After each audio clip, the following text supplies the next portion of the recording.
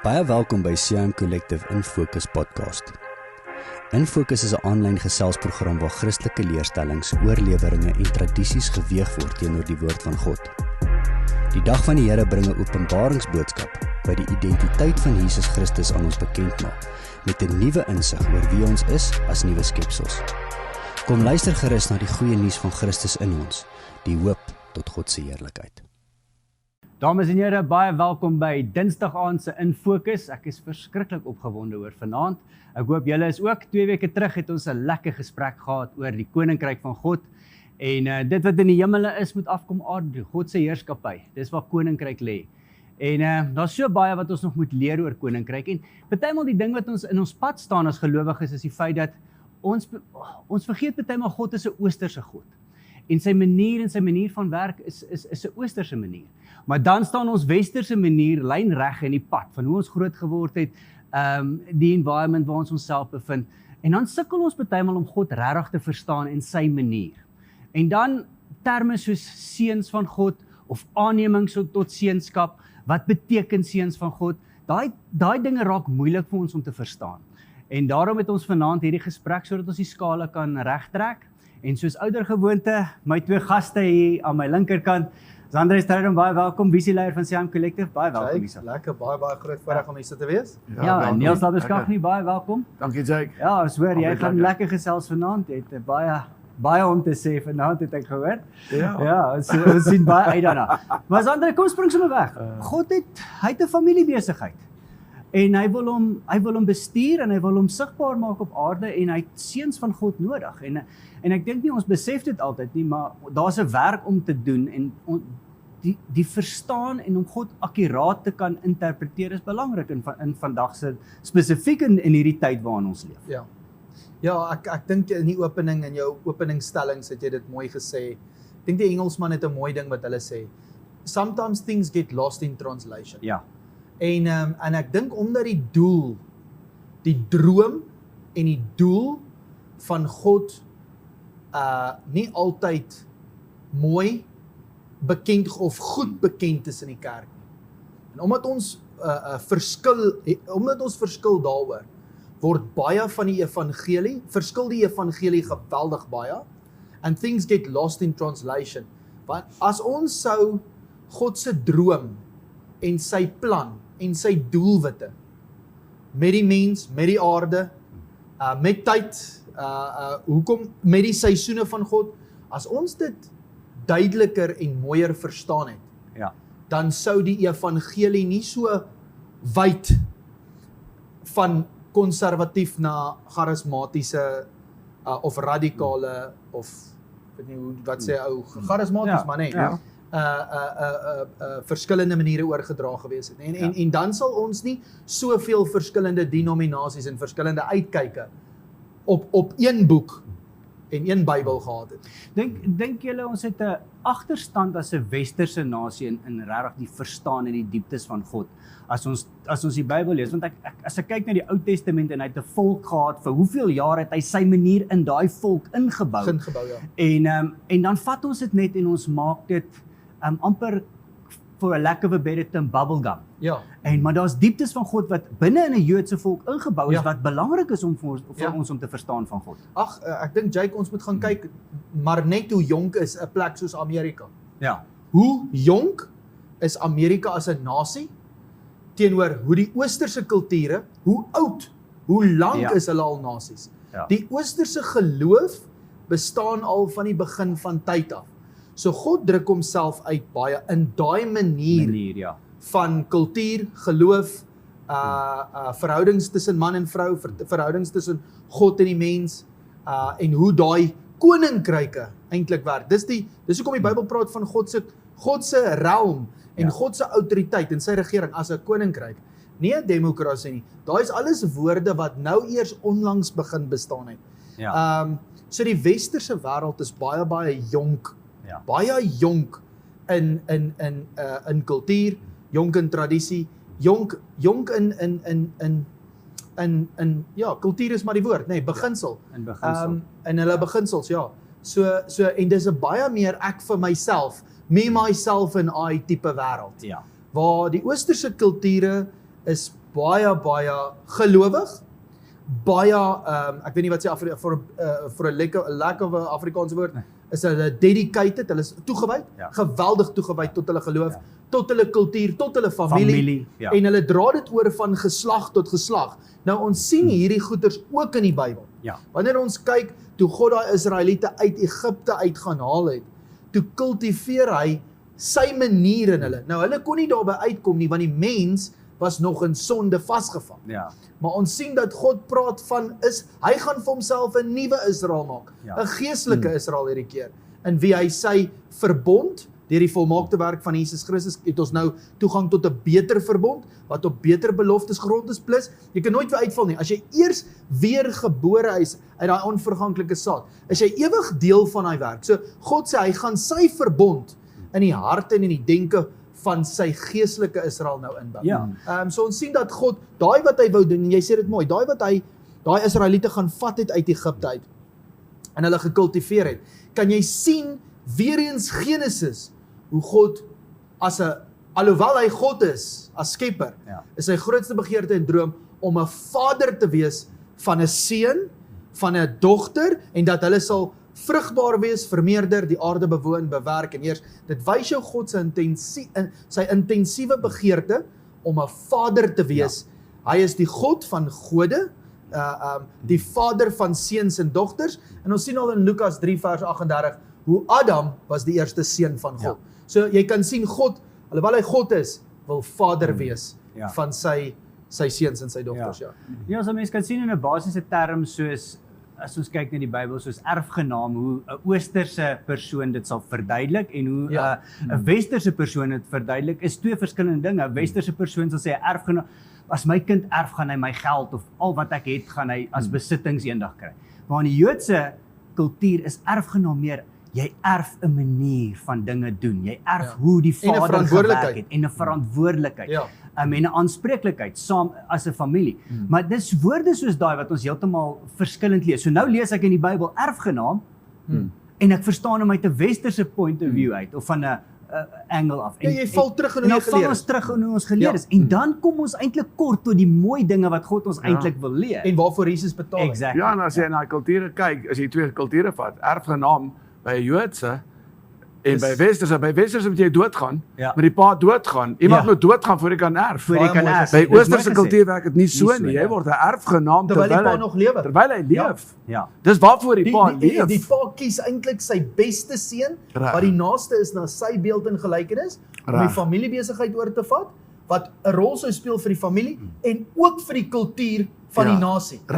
Sodat dit van geslag tot geslag kan gaan. Die pa wil glad nie doodgaan, voordat sy seun, hy 'n seun, of 'n dogter uitkies, of uitverkies, om 'n eersgebore reg oor te vat. Dit is eintlik soos 'n aflosstokkie, wat oorgegee word. Maar kom ons gesels 'n bietjie daar, want as ons dan oor God se besigheid praat, en ons praat van ons as mede-erfgename met Christus, wat beteken dit dan? Wat is God se droom? Wat wou hy eintlik gesien het? As ons kyk na Genesis 1, waar God begin het, wat het in sy hart gebrand as 'n pa, want ons ken hom nou as 'n vader, wat brand in sy hart ten opsigte van al hierdie kinders wat hy het? Ek dink die mooi ding, Jake, is, ek dink ons moet wegspring bietjie by Genesis, maar kom ons lees net gou daai pragtige skriffie wat jy nou gekwoteer het, vir ons kykers vanaand, vir die ouens wat ingeskakel is, wil ek Romeine 8, hierdie skriffie maak dit baie duidelik, dat God is definitief, sonder enige twyfel, Vader van almal wat weergebore is. En omdat ons weergebore is, sê die Bybel, ons het 'n reg.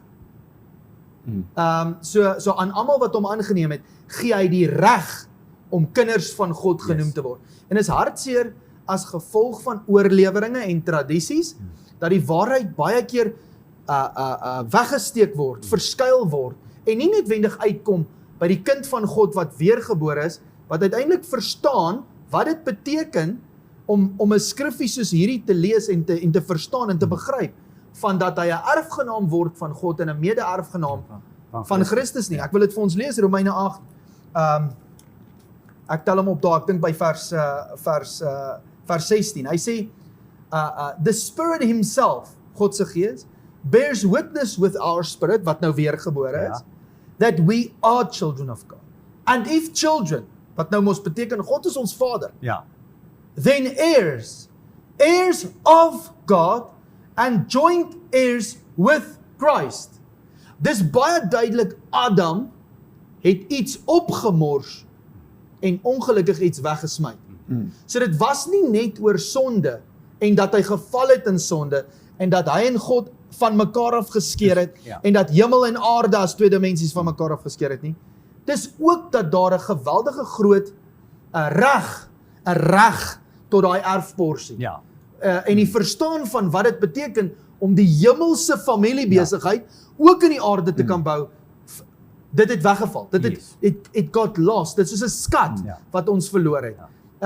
En ons lees met hierdie skrif, hy sê, and if children then heirs of God, so jy's 'n erfgenaam van God, and a joint heir, mede-erfgenaam, saam met Christus, if indeed we suffer with him, that we may also be glorified together. Nou daai suffering is om weg te breek van die ou tradisie, ou kultuur, die ou kultivering, die ou manier van dink, die ou manier van ras, taal, volk, stam, weg te breek van oorleweringe en tradisies en oor te skuif na om uiteindelik weer te herstel na die oorspronklike toestand of geregtigheid wat ons verloor het toe Adam en Eva geval het.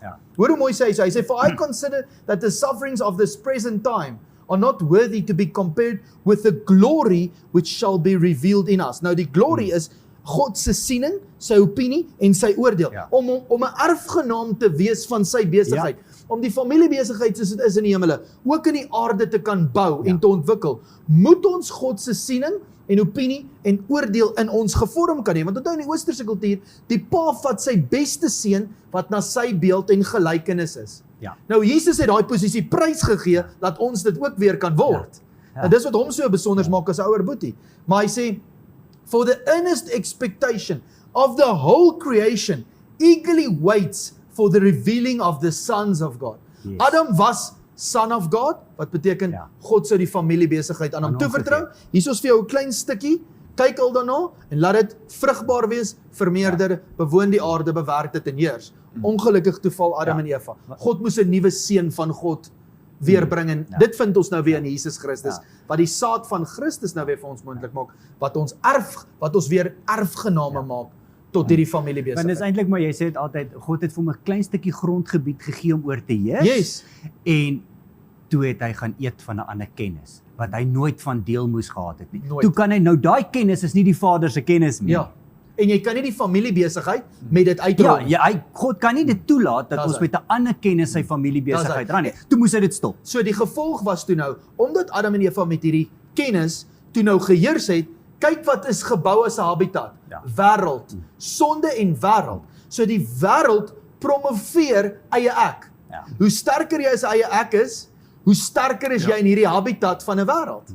Jy verstaan of jy dit nou doen met geregtigheid of nie, solank jy dit in jou kop doen volgens jou reg en nie jou verkeerd nie. Al is jou reg nie regtig God se reg nie. Jy verstaan jy? Dis nie te sê omdat 'n kultuur of 'n nasie sê dis reg en dis verkeerd, dat dit volgens God reg en verkeerd is nie. So maar in daai habitat werk en funksioneer dit so. So nou sukkel ons om soos dit is in die hemele, so ook in die aarde in te bring, want ons verstaan nie wat dit beteken om 'n erfgenaam te wees. Jesus het aan die kruis vir ons die reg weer teruggegee om kinders van God genoem te word. So nou kan elkeen weer kies of hy dit wil opneem vir die pa, dat die pa kan sê, uit al my seuns uit, kom ek uitverkies jou en ek uitverkies jou. Bou jy my familiebesigheid daar, want dis so aanneming tot seunskap en dan natuurlik eersgebore reg eintlik werk. Nie, en Niels het dit baie mooi gesê. Eintlik vir my is my groot revelation dat die pa in 'n westerse kultuur moet die pa eers doodgaan voor die seun sy goed oorvat. En geen wonder die seuns of dogters verloor dan baie keer dit weer of wend dit aan vir nie waarvoor die pa dit noodwendig by mekaar gemaak het nie, nê. Ons maak by skiere by mekaar, dan dink ons goeie ouers, ons sal hele skier vir die kind oorgee. Maar hy sê dit eintlik so super mooi. Die pa moet eers doodgaan, dan word die kind amper sy eie pa en hy kan dit doen. Maar in 'n oosterse kultuur, as die pa die erfporsie vir die seun gegee het, die pa skuif eintlik langs die seun in, die seun begin die besluit te maak in daai gebied, met die hulp van die Vader wat hom eintlik guide en stuur en help en lei, sodat hy weet, hy daai aflosstokkie dra mooi oor. Dis 'n pa se grootste droom, om sy aflosstokkie vir sy seun te gee, terwyl hy nog lewe. En dis, as ons dink aan die Jode, ons dink dit's 'n kultuur wat van hulle afkom, dis eintlik God wat dit binne in hulle ingebou het. Ja. God het daai manier in hulle ingebou. Die Jode is nie Jode gebore. Nee, hulle is nie so gebore, daai manier is nie net, miskien die geslagte, die stamvaders hulle geleer hoe God werk, maar God het dit eintlik binne in hulle eers ingebou, en toe is hulle geleer. Tot vandag toe nog, is hulle leef volgens 'n manier. Ja, hy is 100% reg. Ja. God het sy manier, sy hemelse manier, in 'n prentjie vorm probeer inbou in hulle, toe hulle vir hom sê hy kan onder hulle woon, en toe hy hulle vat en eintlik daai wette in hulle inskryf, maar hulle was nog nie geregtig nie, of jy nou 'n Jood of 'n Griek was, jy was nog nie geregverdig, omdat jy nog 'n sondaar was nie. Maar jy's baie reg. Met God se manier het hy vir ons baie duidelik kom wys, hy's baie meer 'n oosterse God as 'n westerse God. Ja. Maar die implikasie van wat ons nou sê is geweldig omvangrijkend.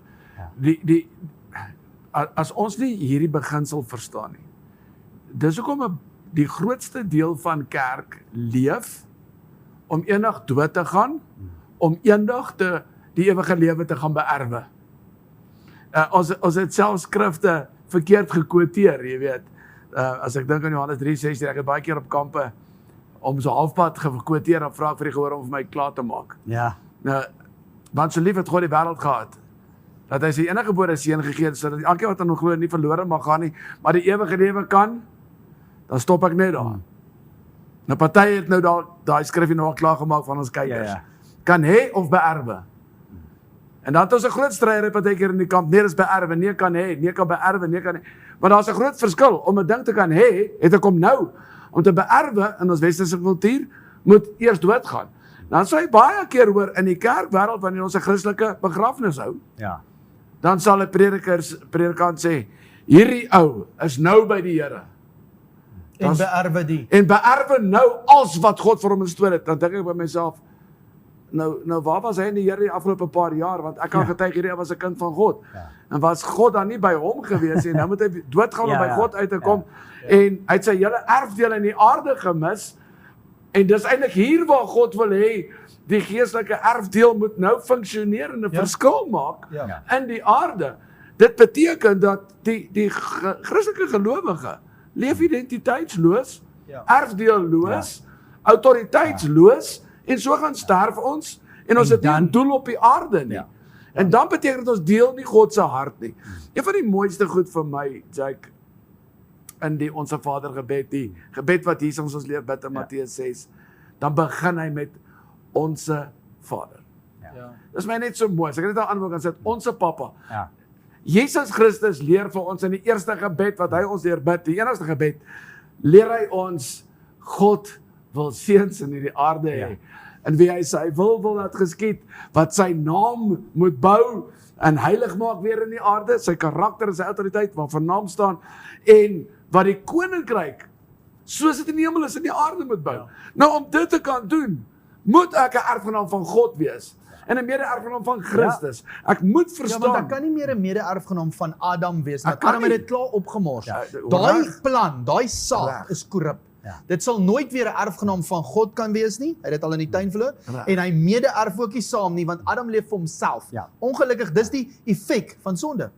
En dan kom Paulus, skryf hy so mooi, ek dink is Efesiërs 1:3, dan sê hy, geseënd is die God en Vader van ons Here Jesus Christus, wat ons geseën het met alle geestelike seëninge. Hy skryf aan Galasiërs 4, die erfgenaam moet opgroei, né? As solank jy 'n kind bly, verskil hy niks van 'n slaaf nie. So kan jy hoor, daar's 'n erfdeel wat ons in besit moet neem, en moet ons hier in ons denke in besit moet neem, sodat ons saam met ons pa 'n familiebesigheid kan bou, soos in die hemel, so in die aarde. Maar as ons hierdie begrip nie in plek het nie, dan diskwalifiseer ons die plan van God. Die probleem is, wat gebeur het is, weer eens, as gevolg van dat die ryk agtergrond en diepte van God, wat hy in die Jode ingebou het, nie noodwendig oorgekom het na die heidene toe hulle tot geloof gekom het nie. Toe filter daar baie van ons heidense maniere in die evangelie, nê? So, die ewige lewe preek, het die afterlife preek geword. Daar's 'n baie groot verskil tussen eternal life and afterlife. Elke liewe geloof of godsdienst daar buite, leer hulle volgelinge of leer die gemeentelede om op 'n sekere manier te leef volgens 'n sekere stel beginsels, sodat hulle die afterlife kan kry.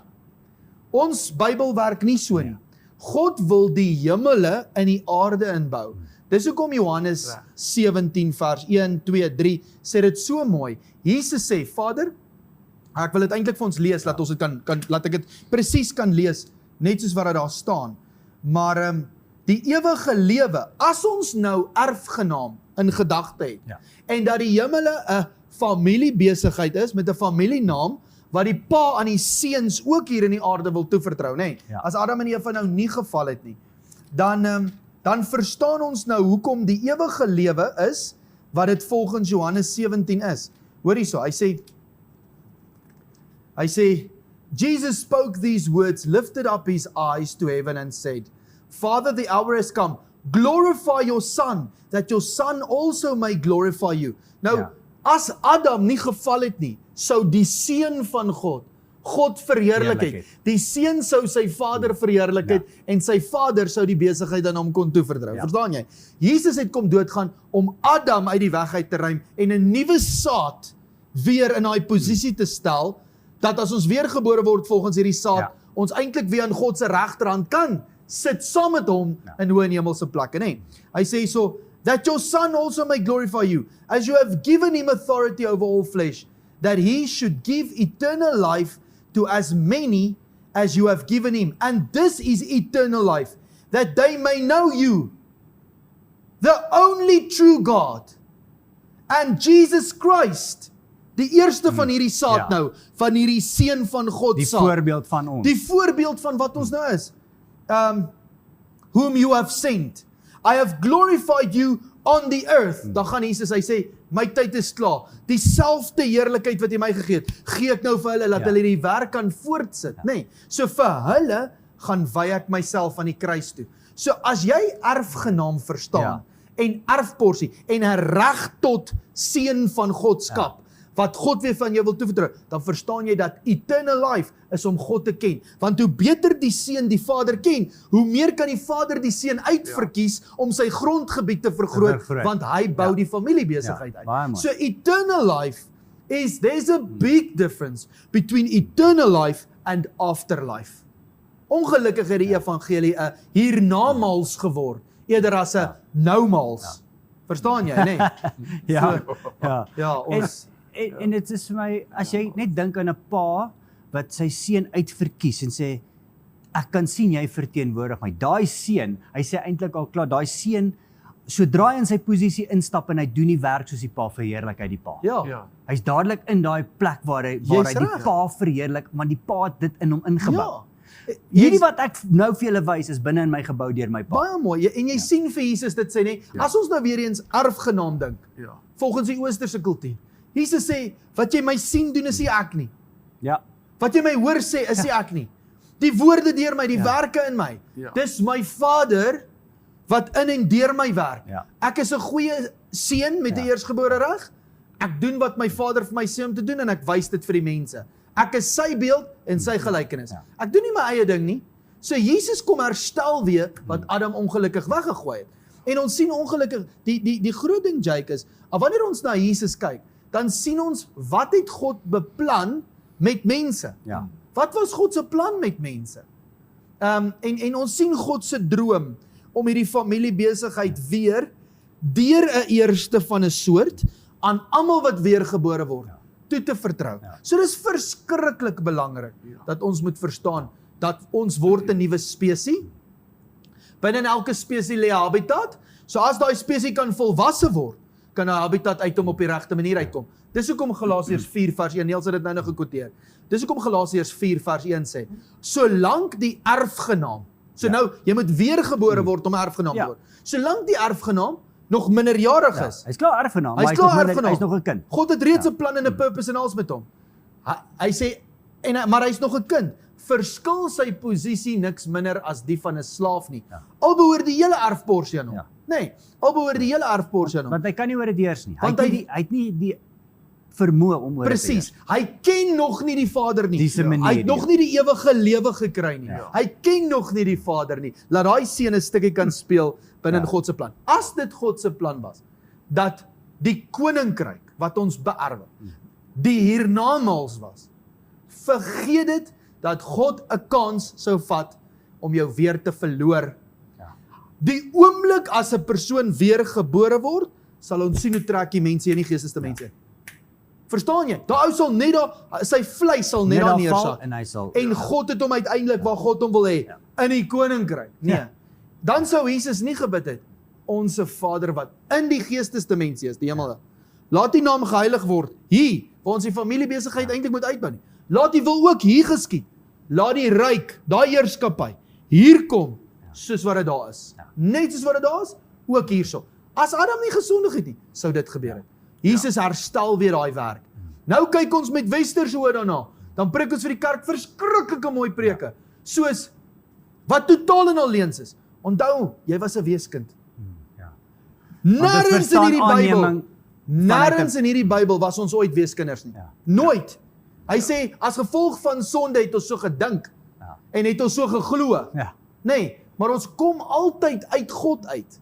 So daarom is daar ietsie dieps binne in Adam wat wil terugroep na God.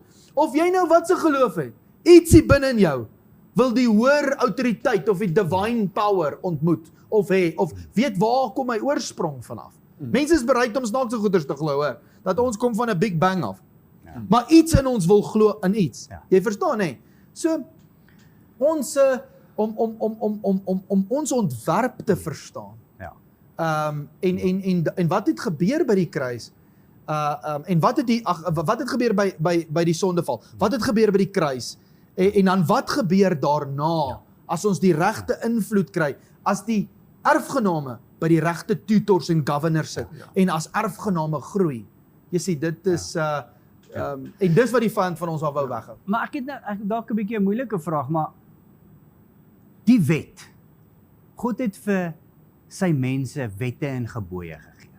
Nou die wette was nooit vir die heidene gegee nie. Dit was vir die Jode gegee. Maar soos wat ons groot geword het en geleer het ons geleer Jesus het die wet kom vervul en dit is nou ons het begin deur mekaar raak tussen barmhartigheid en genade en ons het genade gepreek as barmhartigheid.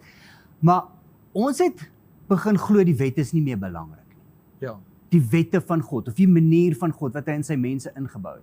En so het ons geleef, ek kan kom net soos wat ek wil en ek kan doen net soos wat ek wil, my sonde is vergewe, maar ons kan nie actually nader kom aan God nie, want ons kom nie vanuit die wette en die manier van God en wat as ons Deuteronomium lees, dan sê hy daar, as julle my wette en my gebooie en daai goeders onderhou. Ja. Nou die wet kry ons nie meer by God uit. Ja. Dis nie die kruks van die saak. Toegang kry tot by God nie. 100%. Maar Jesus Christus het vir ons nou toegang gegee tot God as gevolg van dat hy ons sondes verruil het vir geregtigheid. Nou kan ons by God uitkom, maar daar's tog nog iets omtrent wette en God se manier wat ons mis in die kerk, wat ons leer van God. Is dit nie waar nie, Niels? Baie waar. Ja, kyk, Paulus argumenteer dit baie mooi. Hy sê dat daar die Israeliete het geregtigheid, die posisie, die stand van geregtigheid gesoek in die wet en hulle kon dit nie vind nie. Maar dit was nie in die wet te vind nie. So daarom het die wet hulle bly veroordeel. Maar uiteindelik toe Jesus Christus die oordeel van God vat en ons weer die geregtigheid maak en daai posisie verander, daai great exchange vind plaas en ons word weer die geregtigheid. Nou het ons die geregtigheid sonder die wet, wat die wet nie kon regkry nie. Maar die wet en die gebod van God, it's the better way of living. Ek wil net die inval. Kyk nou wat het Niels gesê, nee. Ons word weergebore deur ons geloof in Jesus Christus. So wat gebeur met my? 'n ruiltransaksie vind plaas. Jesus vat my Adam op hom. My sonde, ek word die geregtigheid van God. Wat is die heel eerste ding wat God doen? Hy sit sy gees binne in ons. Sodat ons wat? Geestelik kan sien, geestelik kan dink, geestelik kan oordeel. Het jy my, nee? Ewe skielik kan ons nou met 'n bietjie moeite en indruk, wat ons nooit kon doen nie, want ons was verwyder van God. Nou is ons naby aan God. Ons kry die grootste geskenk. Eintlik moet ons nou dag en nag God soek en verstaan, verduidelik vir my hierdie, verduidelik. Ek wil verstaan, Here, wat was jou hart hier? Wat was jou intensie? Ewe skielik met die Gees van God, kyk ek na daai selfde wet, en ek sien die hart en die denke van God. God wou nooit 'n wet gee nie. Hy het die wet gegee wat heilig was, om vir hulle eintlik te wys, hoe die heeltyd, hoe sien hy hulle, wat is sy standaard, wat hulle eintlik vir hom is, maar ongelukkig as gevolg van sonde kon hulle net nie daarby uitkom nie. Jy verstaan nie? Toe verander Jesus daai posisie van sonde. Maar met God se Gees nou in my, veral as ek 'n jong kind is van die Here, is die wette daar soos in enige huis, om my die hart te leer van my Vader, want ewe skielik is my Vader nou weer in die huis. Ek's nie apart van God nie, hy's nou in my, hy's in sy huis. So ek hoef nie na die wet te kyk as 'n straf, of 'n jy moet en jy mag nie. Ek kan nou die hart van my Vader verstaan. Hoekom staan hier die wet daar? Want eintlik is dit die rede. Jy's nou verstaan ek. Yes, my pa het eintlik 'n hart vir my gehad. Hy sit boundaries daar vir my om my te beskerm, laat ek kan opgroei as erfgenaam, plus boundaries om my naaste te beskerm, van my af en niemand anders, en my te leer om na my naaste te kyk, want God wil nie net vir my goed wees nie, hy wil vir die hele Israel goed wees, en hy kan net goed wees vir ons almal, as ons almal dieselfde kultuur het. Ek kon dit nie verstaan sonder die Gees nie, maar nou met die Gees, nou groei ek, en ek groei, maak ek 'n fout, dankie Here vir barmhartigheid. Yes, Here, dankie vir barmhartigheid, maar nou leer ek deur die genade van God, en ek kan kyk na die wet, ek verstaan wat die Here vir my hier sê, ek verstaan wat wou hy by die Jode, dit maak sin, nou leer ek die hart, nou groei ek op, later aan se wet nie meer nodig nie, my genade doen dit van self, want ek's volwasse, ek's nou 'n vader, ek's nie meer 'n kind nie, ek's nou 'n seun, nie meer 'n kind van God. En dis belangrik vir ons om te besef, vir ons om op te groei, gaan God ons hierdie goed weer leer. Hy het nie die wet weggevat nie. Hy het nie goeders die manier van God en hoe hy dinge sien, is wat jy mooi gesê het, is om sy hart vir ons te leer, want hy wil ons veilig hou. Baie mooi. Maar nou stap ons weg van dit, want ons het somehow het ons verstaan dat die wet is nie meer belangrik. Maar sien jy wat het gebeur met die westerse invloed op die evangelie? Nee, nou jy sê dit so mooi. Jesus sê dit. Hy sê, luister gou vir my mense, moet nie dink dat ek die wet kom wegvat het nie.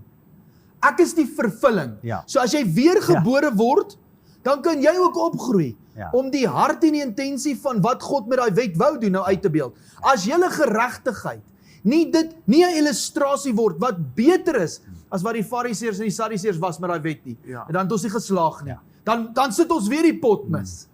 Jy verstaan, so die intensie was volwassenheid, 'n kultuur wat as erfgename die familiebesigheid hier kon kultiveer.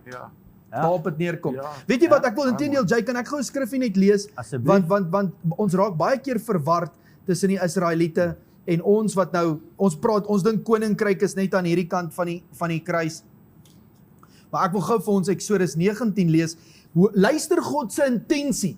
Bring die Israeliete, hy het net vir Moses gestuur, hy sê vir Moses, gaan sê vir Farao, hy moet my eersgebore reg, hy moet Israel laat gaan. Ek gaan met hulle my familiebesigheid begin bou. Dis eintlik wat God sê. As hulle my mense nie laat gaan nie, vat ek hulle eersgebore reg. Hulle sal hulle besigheid verloor. Dis eintlik wat God probeer sê. En kyk 'n bietjie oornag, het God die weermag, die vaders en die kinders uitgewis. En Egipte was nooit weer 'n wêreldmag nie. Want hulle het nie geluister om vir God sy eersgebore terug te gee nie. Hy sê hierso, Moses bring nou hierdie volk daar by Berg Sinai. Nou hoor vir God en Moses se gesprek. And Moses went up to God and the Lord called to him, Exodus 19 vers 3, called to him from the mountain, saying, Thus you shall say to the house of Jacob, and tell the children of Israel, You have seen what I did to the Egyptians, and how I bore you on eagle's wings, and brought you to myself. Sien weer daai intensie om by hulle te wees, as 'n vader. Now therefore, if you will indeed obey my voice, and keep my covenant, then you shall be a special treasure to me above all people. For all the earth is mine, and you shall be to me a kingdom of priests and a holy nation. These are the words which you shall speak to the children of Israel. God het 'n koninkryk in gedagte gehad, as 'n erfporsie, nog altyd vir sy mense. Hy wou met hulle spog, en laat die hele wêreld eintlik na hulle toe kom en sê, hoe kry julle dit reg, kan ons ook deel word? Dan sê God, dis reg, die heiden kan deel word. Laat hom besny en deel word van die wet. Laat hy gekultiveer kan word. Kan jy sien, God uitverkies 'n groep mense, bou in hulle 'n prentjie, maar ongelukkig sonde het nooit toegelaat dat hulle die volheid van daai prentjie kon bereik nie. Ja. Nou is ons sonder sonde. Ons het dalk nog werke van die vlees. Ons is nie meer in die posisie van sonde, ons is in die posisie van geregtigheid. Iemand het sonde geword sodat ons die geregtigheid kan word. Dit beteken ons moet kan erfgename word. Ja. En hierdie hele boek is tot ons beskikking om daarby uit te kom. Because everything has an intention. Ja. God is very, very specific about everything. Everything has an intention. And if we start through the Spirit to understand the heart of Die God hart van dit. and the mind of God, now we can grow into heirs. Heirs of God. Joint heirs. Ja. Kan jy sien? Ja. So, En dis interessant, ons kinders is nou daar in affies en as jy in standaard 6 inkom, is daar 'n hele paar reëls wat jy leer. ja. En dan weet dis moeilik, dis maar net 'n reël. Ja. En dan kan ek sien baie van hulle hoe ouer hulle word hier na matriek se kant toe, begin hulle die reël te verstaan. Nou die dag toe is my seun by my jongste een en sê, jy kan nie hierso rondloop sonder jou das nie. As jy uit die skool uit is nie, want jy verteenwoordig die skool. En jy kan sien die hart van dit is al ingebou, want hy weet wat hy moet verteenwoordig, maar vir die jonger een is dit nog 'n wet. Ja, So hy wil dit voel soos ontgroening. Ja, hy wil rebelleer 'n bietjie, Ja. en hy so 'n bietjie trek gesig oor dit, want ons verstaan nie die hart van dit nie. Maar dan die ander ou kom in matriek en sodra skool klaar is, Dan is hy's 'n enforcer van hy's dit. 'n enforcer En die van beeld dit. en die gelykenis Of die van ander ou rebelleer teen dit en sê, ek is so bly ek is uit dit uit. Daai reëls het my doodgemaak, maar dan verstaan hy nie hoekom daai reëls daar is om iets binne in hom te vorm. En Jake, dit was 10-1 met alle respek, ek wil dit nou in mooi woorde sê. Dit was 10-1 'n tipe van 'n vark wat dit vir hom probeer leer het. Hy het gerebelleer want dit die hart en die intensie was nooit oorgedra nie, nê. Ons sien dit met die weermag. Almal kom van wyd en suid na die weermag toe, almal is verskillend. Nou breek hulle daai oud af. Die aanvanklike gevoel daarvan is sleg. Die aanvanklike gevoel oor die wet of die gebooie by 'n weermag is nie lekker nie, totdat jy die hart en die denke daarvan verstaan. Nee.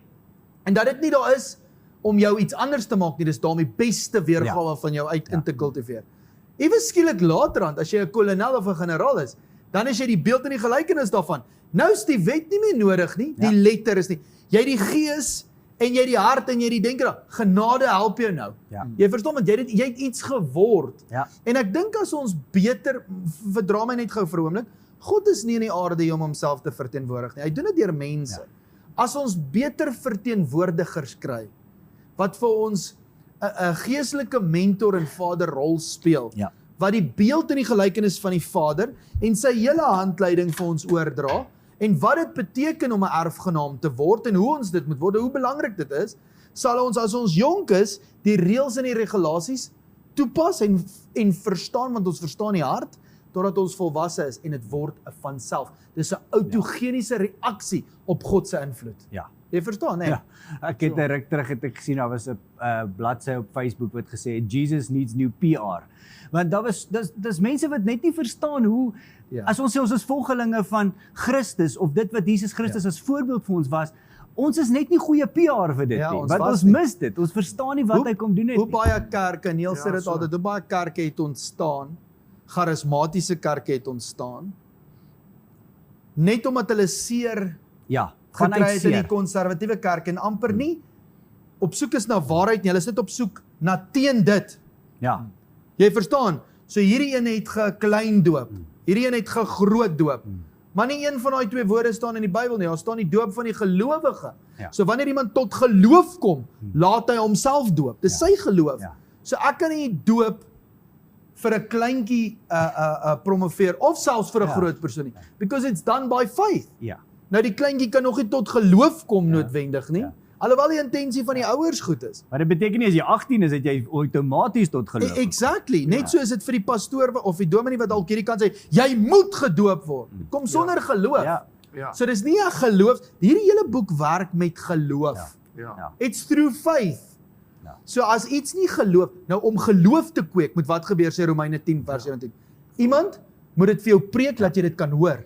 So geloof word gekweek deur die hoor, en vir dit moet iemand kan preek. As ons beter verteenwoordigers het, wat vir ons die hart en die denke van iets oordra, as ons klein is, sal ons groot word in dit en dit love. Ons Ons sal daai dassie dra en daai keppie dra, En nou as jy terugkyk, hoe meer volwasse is, hoe meer terugkyk, sê jy hoe amazing was die ontgroening, want ek verstaan nou wat het hulle bedoel toe hulle hierdie gedoen het. Ja, hierdie naweek het hulle op die rugby het hulle so skole vereringsdag gehad by al die wedstryde en al die ouens wat daar aangekom het saam met hulle skool in hulle skooldragte aangekom.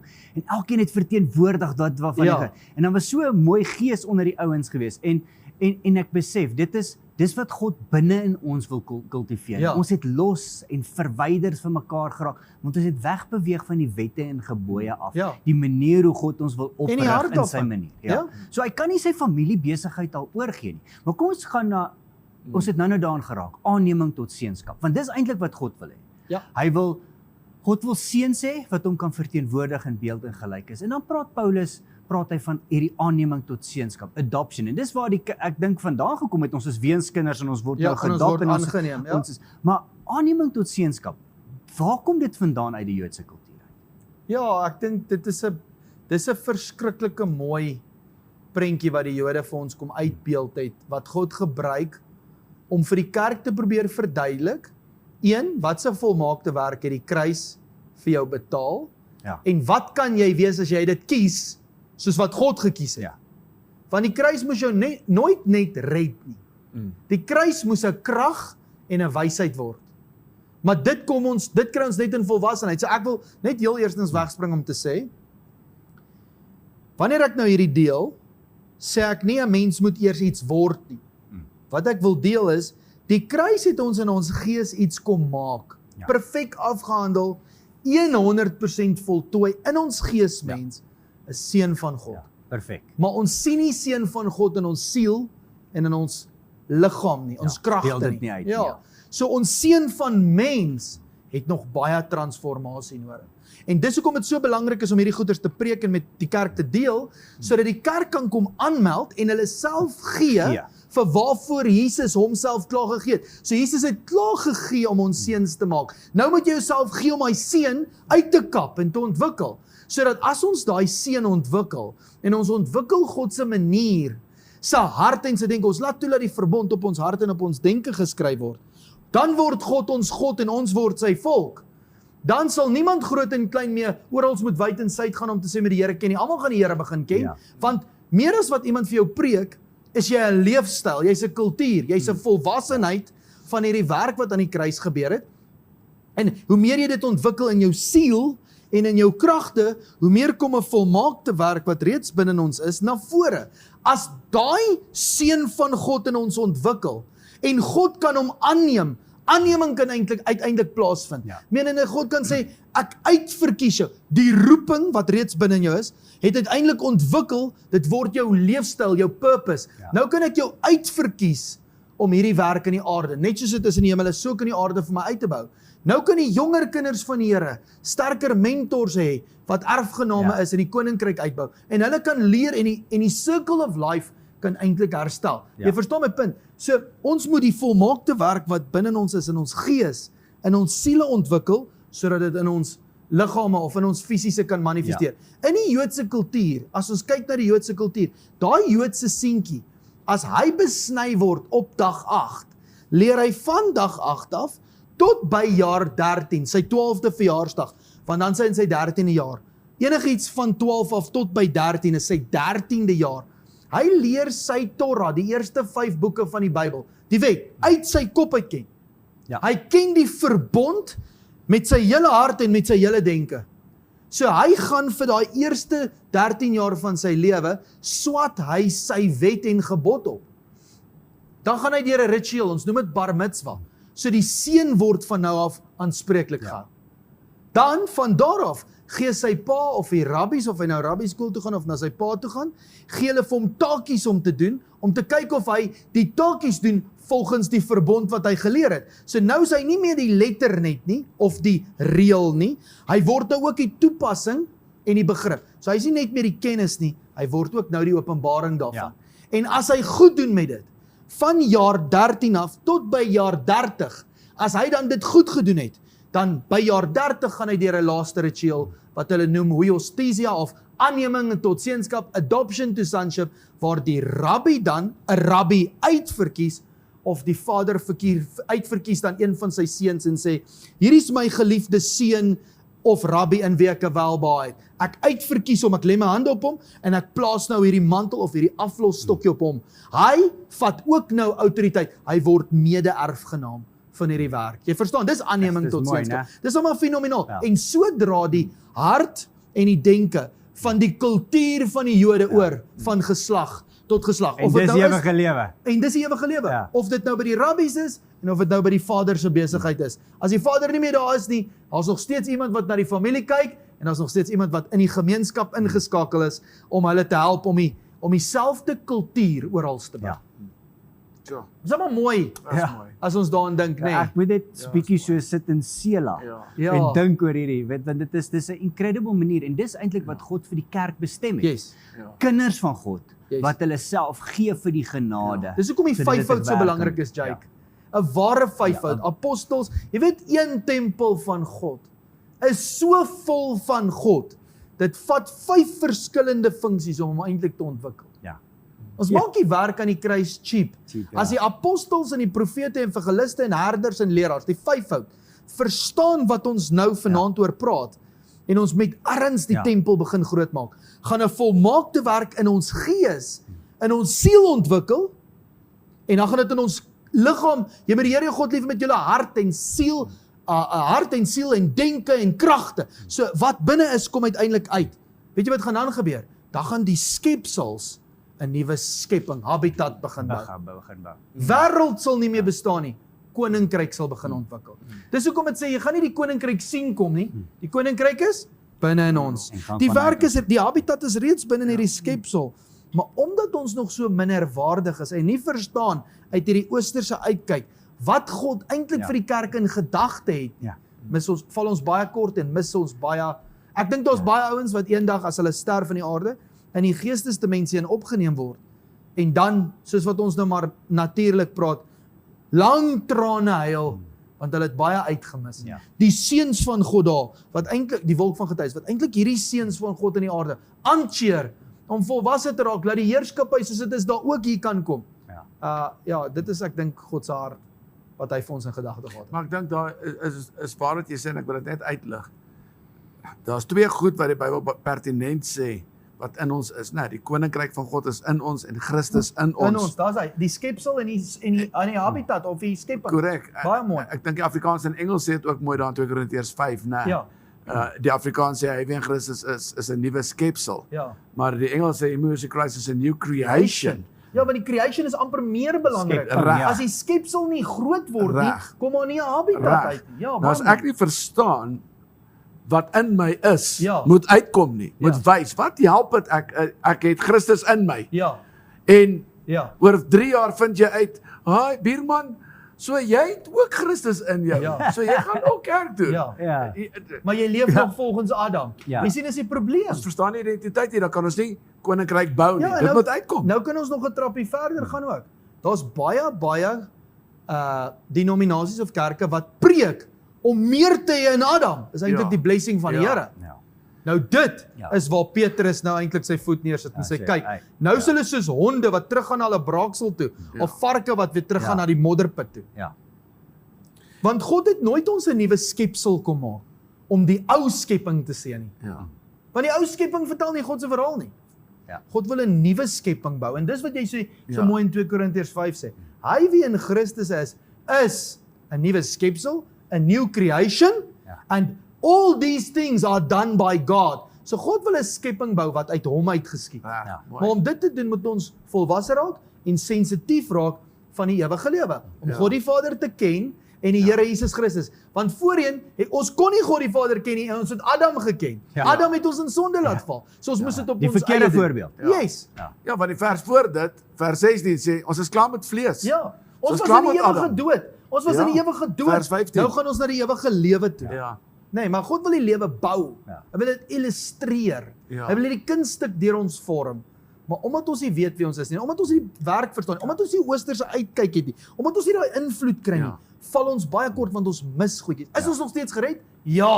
Maar dit het nie oor redding gegaan nie, gaan oor die koninkryk. Elke liewe gelykenis wat Jesus preek, gaan oor die koninkryk. En sodra ons dit begin besef, dan begin die aarde ophou sug. Ons kla so baie oor, dinge is verkeerd, dis nie lekker nie, is nie hoe dit moet wees nie. die aarde op sig, wanneer ons verstaan, dat seënskap is God se hoop. Jy is 100% reg. Ja. Ons is die grootste probleem van hierdie aarde. Maar die kruis het vir ons die antwoord kom maak vir die aarde. Maar nou sluit ons nie die kruis oop nie. Ons verstaan nie wat se skepsel ons is en wat se skepping is in ons nie. Ons meld nie aan om te ontwikkel nie. So nou kan ons nooit met die sleutels van die koninkryk van die hemel werk nie. So elke Jan Rapp en sy maat noem dit iets anders. Die sleutel sluit op geld. Die sleutel sluit op verhoudings. Die sleutel sluit op besigheid. Die sleutel sluit op meer ministry. Siele vir Jesus. Elke ou het sy eie definisie van wat die sleutels is. Maar die sleutels moet jy kan werk. Jy kry eers 'n sleutel as jy die handleiding verstaan van hoe werk daai autoriteit. Want dan kan jy toesluit en oopsluit. En dit sal 'n nuwe habitat vir ons gebou. Ja, ons moet 'n gedagte hou, dis die koninkryk van God. Ek wil exactly. Nie jou nie. Ek wil dit weer sê wat ons gesê het aan die begin, Jake. God is 'n Vader wat 'n familiebesigheid wil uitbou. Dis hoekom waar Jesus sê, hy sê, hy wie in my glo en die werke wat ek doen, hy sal dieselfde werke doen en nog groter werke. Daai woordjie werke is die Griekse woord ergon wat praat van employment of family business, besigheid. So Jesus het die familiebesigheid begin. Ons moet dit nou verder vat. God and sons. En hy het amper teenoor Lukas 15.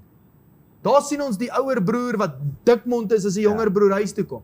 Jesus het eintlik teenoor dit as 'n ouer broer sy ring en mantel en sandale gaan opoffer dat ons dit weer kan terugkry. Hy het gewys wat is die goeie ouer broer wat weer die jonger is 'n kans gee. En jy's 100% reg. So that it can be a father and sons business. Ons sien in Matteus, Markus, Lukas en Johannes sien ons Jesus is die enige gebore. Totdat hy sterf, dan praat die Bybel van hom as die eersgeborene. Eersgeborene van baie. Eersgeborene beteken outomaties daar's baie wat gaan volg. So en ons sal 'n bietjie inklim nog in wat daai reg in die eersgebore reg beteken. Maar ek dink is waar. Ek dink baie van dit lê in identiteit, soos jy altyd sê, ons weet nie wie ons is nie, ons weet nie waarom ons is nie, ons weet nie in wat se tyd ons is nie. En daarom mis ons groot dinge van die Here. En as ons daai 3 goeters akkuraat kan beantwoord, dan kan God te werk binne ons begin. Dan kan ons onsself bring en sê, okay, hier is ek, Here. Kom doen nie wil, kom werk deur my. En Neil sê dit mooi in Efesiërs 1, dan sê hy, ons is reeds geseën met al die seëninge in die hemele. Uiteindelik toe ons in Christus geplaas word. Probleem is, ons verstaan nie wie ons is as mede-erfgename van Christus, wat nou uiteindelik erfgename van God is nie.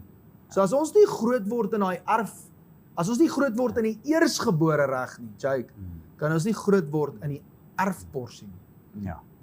Jy verstaan nie, ons sal nooit die erfporsie kan bestuur as ons nie die ons sal nooit erfgenaam wees in die erfporsie bestuur as ons nie in daai eersgebore reg opgroei nie. En ek wil weer sê, the heir, as long as he is a child, does not differ at all from a slave.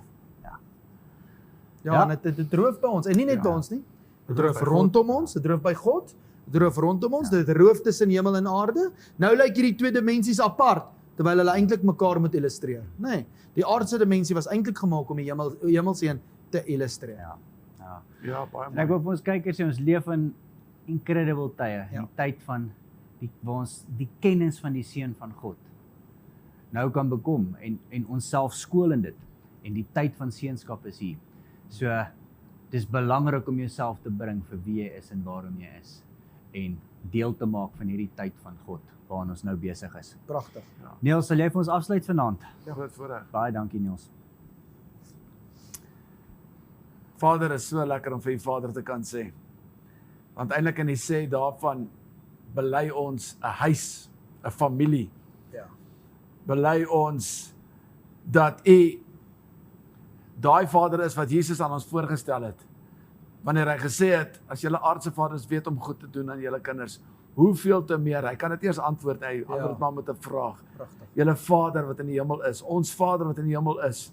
En u het soveel vir ons reeds in plek gesit. Ons is erfgename van God en mede-erfgename van Christus. Ons het dit is in ons en ek wil vanaand bid, help ons as gelowiges om te verstaan, redding gaan nie oor ons nie. Redding gaan oor ons Pa in die hemel, ons Vader in die hemel, wat weer sy werk in die aarde wou kom red het, toe 'n seun dit laat val het. Dis waarvoor hy ons red. Hy red u werk. Hy red u werk in hierdie aarde. Dis waaroor die hele plan van God gaan, is om u werk, dit wat u gedroom het, wat u in plek gesit het, deur voor die sondeval. U het steeds daai droom, u het steeds daai begeerte. Hierdie aarde behoort aan die Here in die volheid daarvan. En ek wil bid dat ons sal uitkom by daai plek, dat ons sal begin verstaan, dat God is besig om kinders van God, seuns van God te wil maak. Want daar's 'n stikkende skepping wat wag, sê Romeine 8:19, op die openbaarmaking van hierdie volwasse seuns van God. Iewerster moet ons begin demonstreer in die aarde. Iewerster moet God weer sigbaar word in seuns. En nie net sigbaar word as wie ons is nou as seuns van God nie, maar sodat daai habitat, die koninkryk van God, ook vanuit ons kan uitkom. En laat hierdie aarde kan begin antwoord op die hemele. En laat u doel kan bereik. Ek bid vandag. Ek bid vanaand, Here, vir geopende ore van die verstand, sodat ons kan sien en kan hoor, dat ons nie sal wees soos die, wat sien, maar blind is, en nie sien nie, en hoor, maar nie kan hoor nie. Maar dat ons regtig kan hoor wat die Gees van God tot die gemeente sê, wat die Gees van God vanaand ook hier spreek. U het 'n werk en u het 'n plan in hierdie aarde, en u wil die familiebesigheid oprig deur seuns van God, wat dink soos hulle Vader, en doen soos hulle Vader, wat ons vir Jesus Christus as ouboet, as eerstgebore in alles as voorbeeld het, nie net vir ons nie, maar van ons, sodat ons ons ware identiteit kan verstaan, en laat ons u naam kan verheerlik, u wil kan laat geskied, en die koninkryk laat kom, soos in die hemel, net so ook in die aarde. Word verheerlik, Vader, in ons en deur ons. Dis die lief, Here. Amen. Amen. Dankie dat julle saam geluister het. Jy kan ons kontak op infocus@cimcollective.org. En as jy hierdie gesprek geniet het, share dit met jou vriende en druk die subscribe knopjie as jy meer wil hoor. Die tyd is nou. Kom ons trek die skale reg.